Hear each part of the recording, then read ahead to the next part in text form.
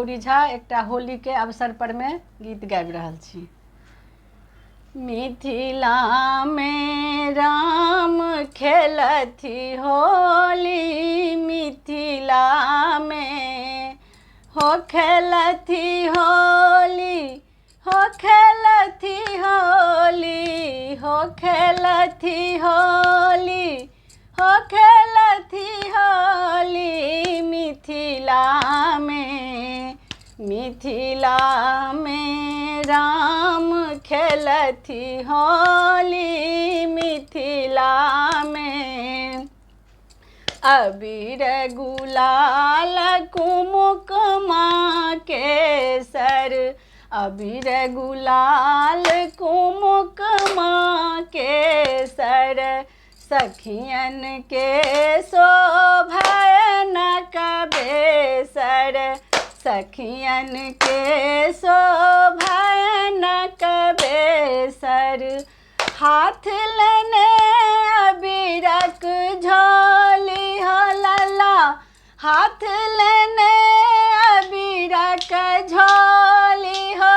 मिथिला में, मिथिला में राम खेलथि होली, मिथिला में, मिथिला में राम खेलथि होली, मिथिला में हो खेलथि होली, हो खेलथि होली, हो खेलथि होली, हो खेलथि होली। मिथिला में, मिथिला में राम खेलथि होली, मिथिला में आजू जनकपुर रंग में सानल, आज जनकपुर रंग में सानल।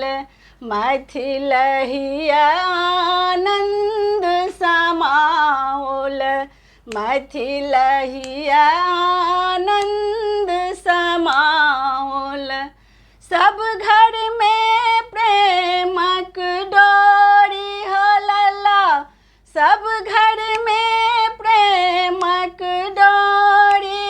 मिथिला में, मिथिला में राम खेलथि होली, मिथिला में हो खेलथि होली, हो खेलथि होली, हो खेलथि होली, हो खेलथि होली। मिथिला में, मिथिला में राम खेलथि होली, मिथिला में सीता राम को छवि अति न्यारी, सीता राम को छवि अति प्यारी।